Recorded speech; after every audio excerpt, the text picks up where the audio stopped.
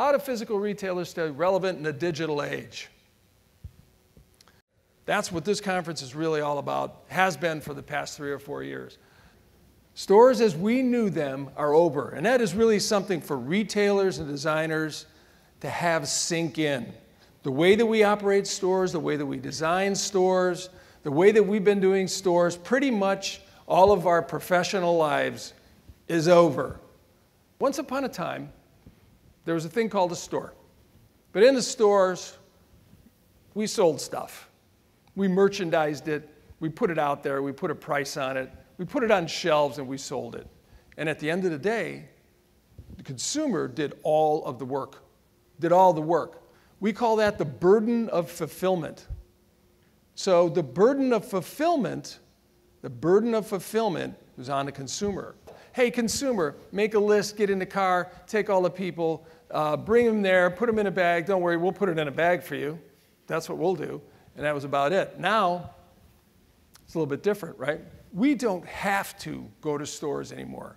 Consumers don't have to go to your stores. They don't have to go. They don't have to go at all. What have you got for them that's going to bring them to that store? That's something or somebody doesn't have online that they can't just press a couple buttons and it'll show up on the porch. Shopper visits have fallen 5% every month for the past 2 years. Why? The burden of fulfillment isn't on them. They get it. They're starting to get it. 5% isn't a very big number, but when you take 300 million shoppers, or maybe 250 million shoppers, that's a pretty big number. Overall retail sales, however, were up.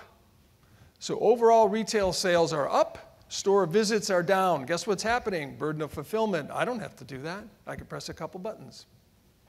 Internet sales, plus 15% every quarter for the past 2 years. Holiday sales 2013, up 2.3%. Good number. Woo, we're happy. 2013 foot traffic, oops, down 15% from the year before. People aren't going to stores. Here's the real number. 2013 foot traffic, 50% down from 2010. So attention retailers, designers too, because we create things for retailers. You now bear the burden of fulfillment. It's on us. What consumers want is that burden of fulfillment to change on the retail end as well, on the physical end as well. They want you to fulfill the order in a different way. We call it BOPIS, buy online, pick up in store. Buy online, pick up in store. Number one, most appealing DRI technology.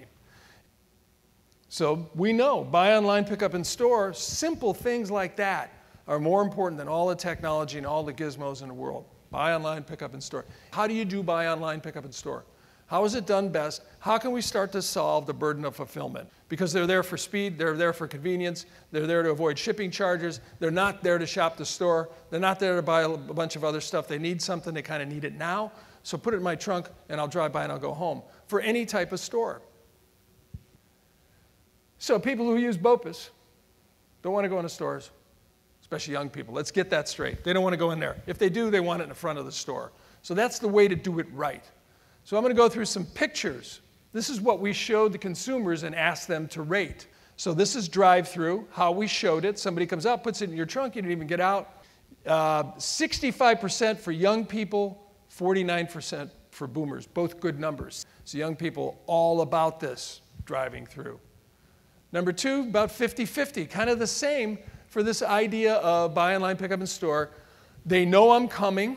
They can tell through near-field technology I'm coming. I have a space. You go to space number 14, you sit there, somebody brings it out to your car, or you can get up and you go there, it'll be at a window. We showed it in both of those different ways. Either they bring it to you or you go there. So here's the combined retailer idea. Look at the young people's number, almost 60%.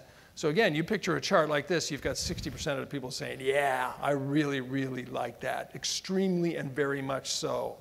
I want Old Navy, Banana Republic, I want all you guys to take your stuff, put it in the middle of the mall, I'm going to come in there and get it, and then I'm going to go to the restaurant, I'm going to walk by, maybe I'll go to your store, maybe I won't, but I'm done shopping. Burden of fulfillment, completed, right? So number three was in the front of a store, and the way we showed it was pretty simple, right? Really clearly marked.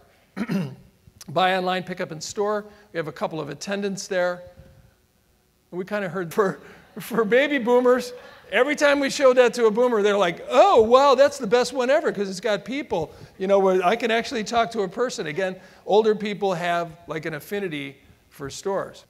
Self-serve lockers, 39% for young people. This is definitely worth a test. So testing lockers, and I would have to say that this is tilted towards young people because they're probably used to testing or using the Amazon lockers in 7-Eleven stores. So alternate location. Here's the idea of an alternate location.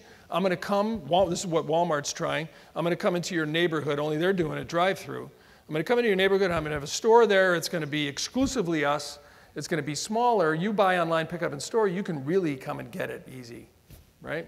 Not so high, 34%. Overall, number 8, last but not least, buy online, pick up in store, pick up in the back of the store. A lot of retailers like this idea. I read an article yesterday that said, hey, we got people to buy more stuff when they went through there.